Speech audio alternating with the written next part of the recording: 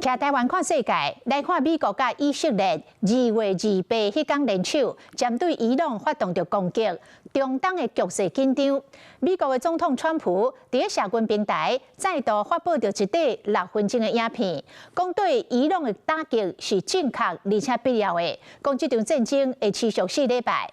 讲美国嘛已经甲伊朗9只军舰拍甲沉落去。不过，伊朗的总统嘛提出着警告，讲伊朗若继续防攻击，就要美国付出代价。这个四角形的厝出火光，刷来和烟雾砍掉咧。这正是伊朗巴苏基民兵组织的总部，和以色列军方炸掉。美国甲以色列拜六拍伊朗，外界拢着惊。度假转来到北京的总统川普，一个落无人机，记者质问拢无应。不过进前又甲英国每日邮报讲，这个攻击行动会持续4礼拜。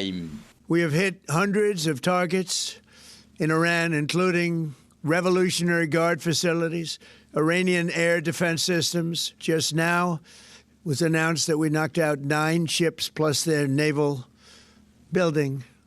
美国中央司令部是讲，美军伫阿曼湾国拍沉一台伊朗即马上大型的水面战斗舰“加马兰号”。They've basically taken out the air defenses in the west, the area around Tehran, and then you've got the coastline. President Trump mentioned that they've gone after the Navy, and that is one area that they want to make sure that they clean up so that it doesn't affect this area right here, which is the Strait of Hormuz. 不过，川普又讲，伊朗领导家站希望讲会当对话，已经同意谈判。Well, Iran has been always open to diplomacy, and I think we have a very good record of that. Contrary to Americans, that their record is very bad and very negative. You know, this is the second time that we negotiated with Americans, and they decided to attack us right in the middle of negotiation.